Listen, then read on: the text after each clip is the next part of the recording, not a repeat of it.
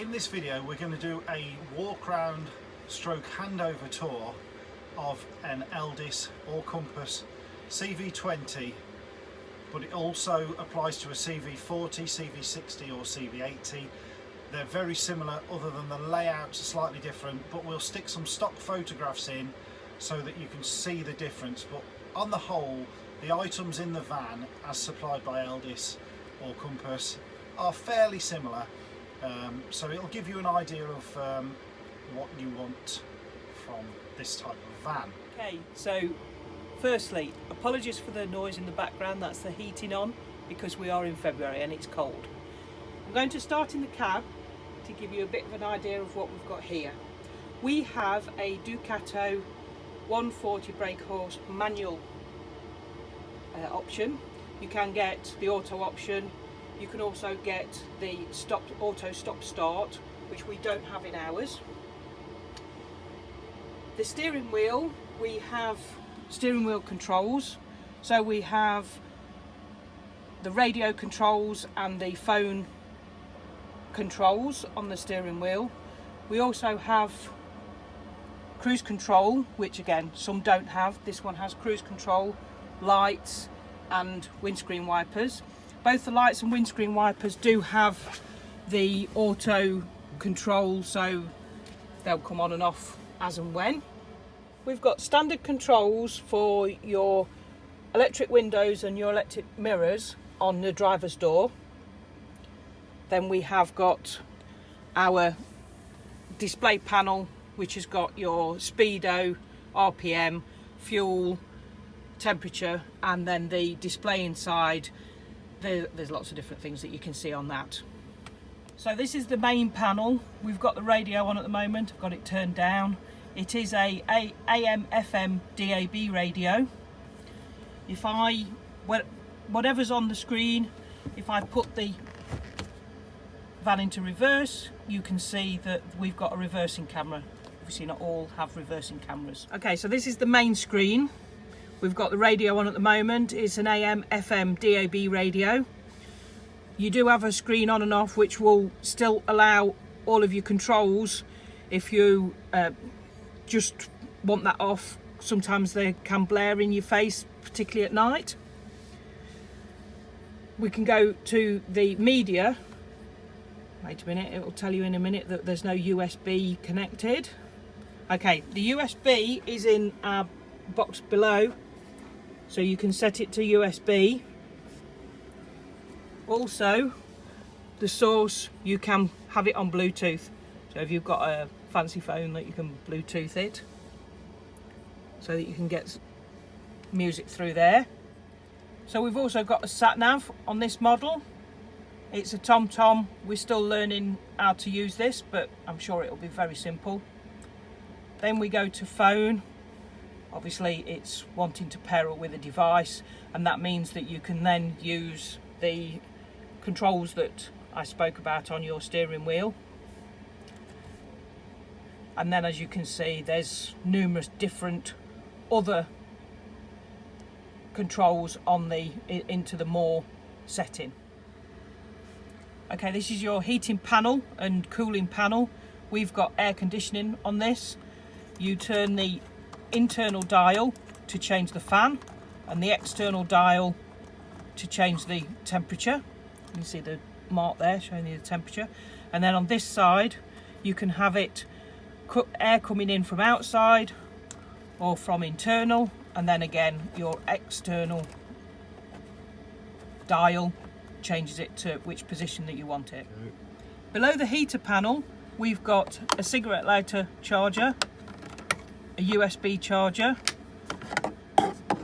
cup holder. Then we've got, this lights up when the passenger airbag is switched off. This is for your heated mirrors. This one is to centrally lock all of your doors at night. That's obviously your hazard warning. There's a couple of empty ones. Obviously if you've got a higher spec, potentially you could have some more on there. And that's for switching your traction control on and off if you're in a field and you're trying to get off something muddy. So your storage in the front of the van As we've already shown you, you've got a very good size storage box down there, which has got the USB, as we said before. We've also got this compartment at the top, which again is a small area, but if you've got, say, the aircon on, you will get cool air coming through into here. So if you need some chocolate keeping cool while you're travelling, we've obviously got some additional little pockets here. You've got pockets on your doors, and you've also got a small glove compartment there as well. This is quite standard on Ducato vans. Basically it pulls up like this, and then here you've got a little lever on the side, and then basically this is on a spring. So if you wanted to add a tablet, iPad or whatever, and actually have your sat nav on there rather than the small screen, it's perfect for that. Or I suppose if you were sitting in the morning watching something when your partner's asleep in bed, you could put something on the iPad there as well. So it's got a few options. This model is fitted with Remis cab blinds. You just pinch across to here, and as you bring it across here, you get to this point, and then you can lift that up, and then on here there's a set of magnets which the other side matches up with. Okay, so as you can see, you've got a little guide unit there. You just push it into there, and then you can hear the magnets click together. Okay, so the Remis cab blinds on the doors, you pinch and you push across until it clicks in there. Just be a little bit careful because they are quite flimsy. Okay, under the passenger seat at the front, that's the cover, and inside there is a basic toolkit that you can pull out. Under this panel on the passenger side is your engine battery. We've added the orange connector so that we don't have to lift the panel if we want to charge the battery. Both the cab seats rotate. There's a lever here, and then you just have to keep manoeuvring it until you can get it all the way around. So turn the driver's seat round. In the CV60, this is where you would eat your lunch. There's a table mount already fitted on the CV60 in the floor. We've added one at the rear of ours because we've removed the standard table and we've actually fitted some of our own. Behind the driver's seat in the CV20, you would normally find a standard freestanding table. We've removed that, and as I've said before, we've actually put a floor mounted bracket at the back for the table leg and the table top, which is similar to the how the CV60 is fitted. We've also got an additional table which will go on the end of the cupboard, which is here. In one of our previous videos you've seen us fitting that. So if you imagine this at the front of your CV60, table leg, basically you turn it, twist that at the bottom so it's tight, and then you put the table on. As you walk in from the side door, we've got the kitchen area. We've got the drawers for storage. That's how you open and close. We've also got a 240 volt socket. That's your step switch. As I said before, we've added this ourselves. On the 40, 60 and 80, you've got a table that comes out, so the actual drawers are slightly different to on the CV20. Okay, so above the cab we've got additional storage. This is the handle for the wind out awning. This wasn't fitted as standard here. We've decided to put it here. We've also added our own rubber to try and stop us from hitting our heads or not hurting so much. Again, you can see this in one of our other videos. And then you've got your standard control panels up here, which we'll go through shortly. So this is the fridge. On this model it's a Thetford. On the newer models it's a Dometic. open the door. We've also got a freezer compartment area.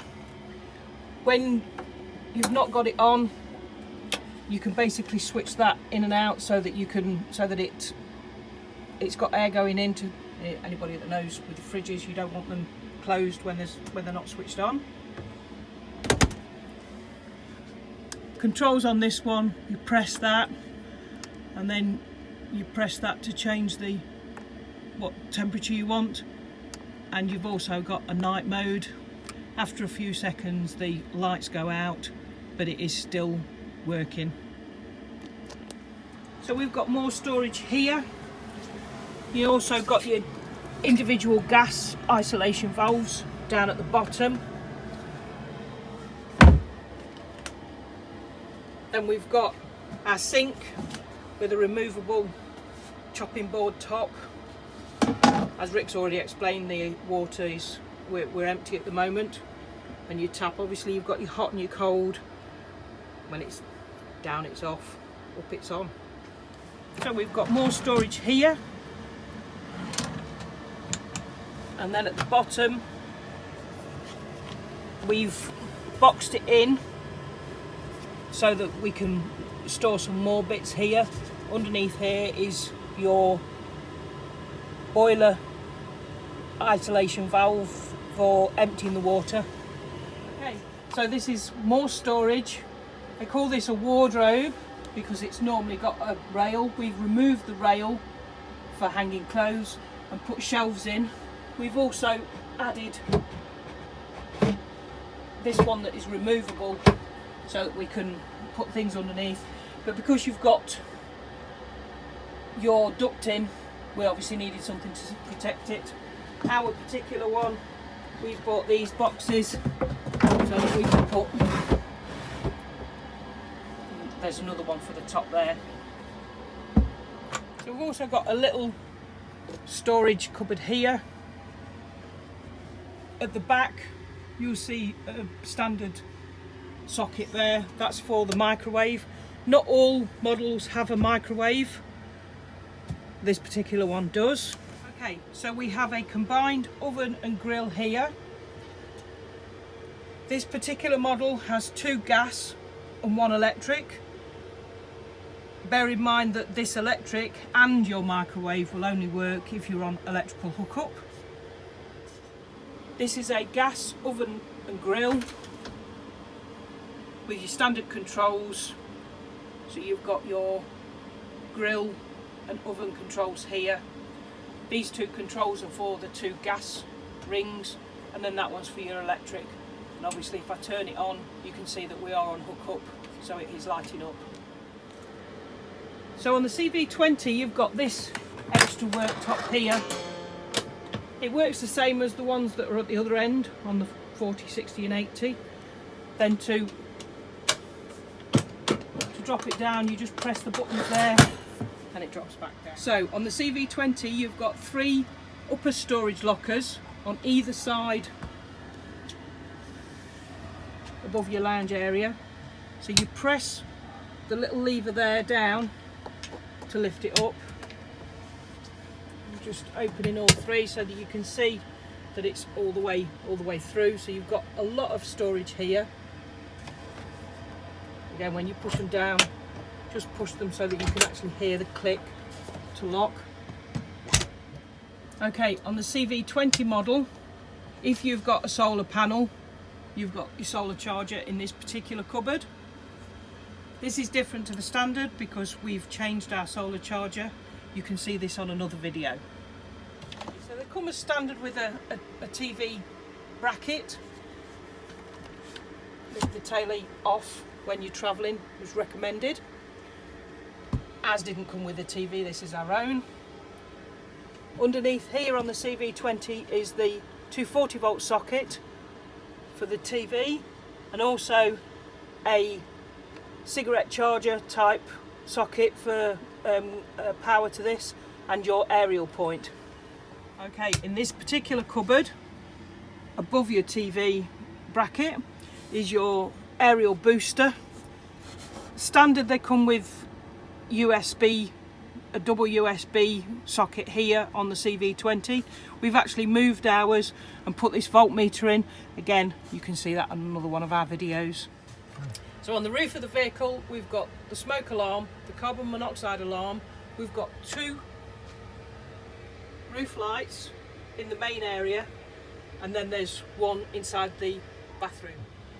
So all of the windows in the hab area are fitted with these type of blinds. Push them down so that you take the light out completely, and then push them again so that if you've got your windows open, we've got a fly screen. So in the CV20, this is your access to your electrics. So we've got a consumer unit for your 240, your fuses here for your 12 volt controls. We've also got the switch for the tank heater, water tank heater, and the 240 volt socket there. So we've got additional storage here for, that's your access to that. So storage underneath your sofas stroke bed is from these panels here.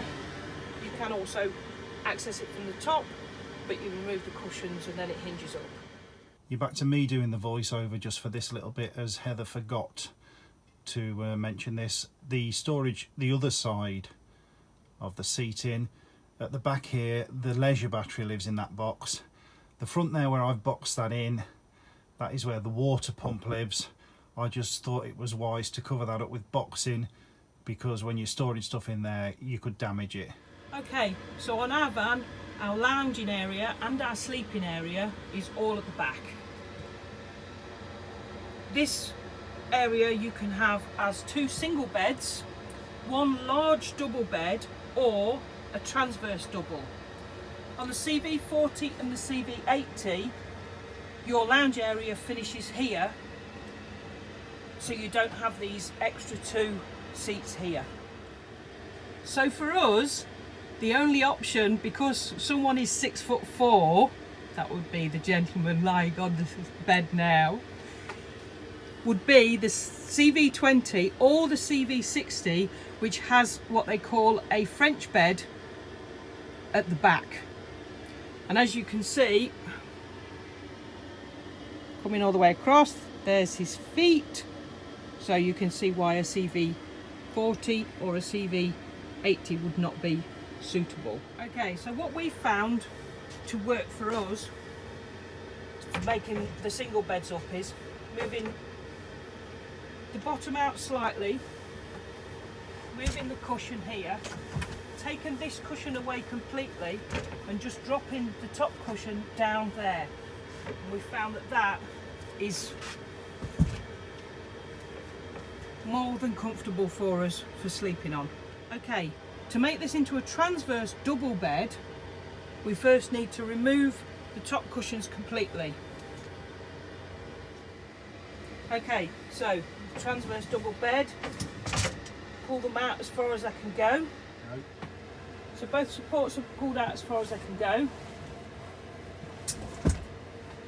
Okay. Okay, so once you've pulled them out, you put your side cushions into the centre. This is just for illustration. You are supposed to turn them over when you fit it, set it up normally. Okay, back to my glamorous assistant. As you can see, when you're 6'4", a transverse bed on a van conversion is a no-go. Obviously, the other thing with the transverse bed is that if you're sleeping at the back and you do need to get out in the night, you've got to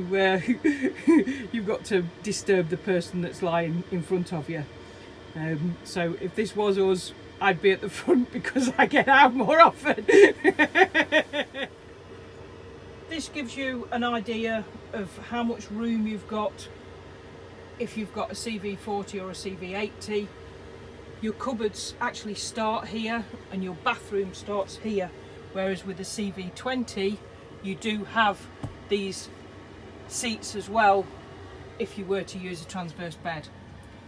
I think I might have mentioned, I'm not sure, but on the CV40 and the 80 you've only got 2 cupboards either side at the back because you've got some cupboards over your front dinette. Okay, so on the CV60, as I said before, you've got what they call a French bed, which is like a chaise lounge when you're lounging, and you pull it out so that you can make it into a full double bed. On this side of the CV60, again, your cupboards on this side finish here, or start here, and then you've got some low-level cupboards with thick drawers and cupboards in. On the CV40 and 80, where our fridge is, this would be where your half dinette would be. With the CV80, this is also where you access your pop-up bed in the roof.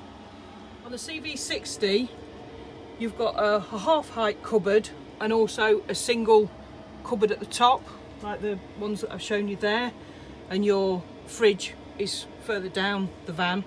So obviously if you are sitting, because like I say, that is your eating area, you've got this extra worktop there in the CV60. So this is your bathroom, toilet and shower and sink area combined. To open the doors, there's a small catch there. You just need to push with your pull with your fingers, and then the same when you close it. This is your tap for your sink, but it also pulls out, goes onto that hook there for your shower. The blue button at the back is for flushing your toilet. So if we just show you, as we've said before, there's no water in there, so when you push that, water goes into the bowl. So you open and shut the trap with this lever here. Make sure that when you empty your toilet cassette that the flap is shut. It won't come out if it's part open. So you've got a skylight above in order to be able to access, to close the light out. Close it like that, and obviously your mesh is your Flyscreen. On a CV80, because you've got the top pop-up top, you don't have a skylight, you do have a window in the bathroom. So the lighting in your van, you've got individually switched 4 sets of lights at the back of the van. This switch here, the one on the left, is for your bathroom. The one on the right is for the lighting that's above there. And then your switch on here, this one here, is for the lighting in your kitchen area. Okay, so this little display here is for your LPG. When we press it on, obviously this is telling you how much LPG you've got in.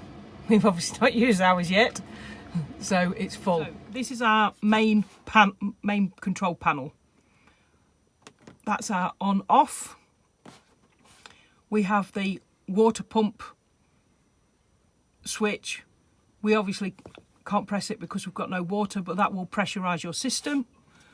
This is for your main lights, so it will switch all the lights on and off or on. That's your awning light. Then here is to check what state your leisure battery is in, and because we're on hookup, obviously it's full. And then we have this one that you press, that is telling us that we're empty, which we have already said, we've got no water. And then if you press it again, that tells you that the wastewater is, obviously because it's green, it's healthy, so it's not full. Okay, so this is your heating control panel. The top one is for your hot water, which I can't show you, I can't switch it on at the moment because we've got no water in. The bottom one is for your heating. This here is for your temperature control, which, as you can see, up and down for that. So when I press this one, that is 3 kilowatt heating on electric. That one's single on gas and 2 electric. Electric just on 1, electric on 2, electric on 3. And like I say, that's full gas, and that's a mixture of the both. And you get the same options on your hot water.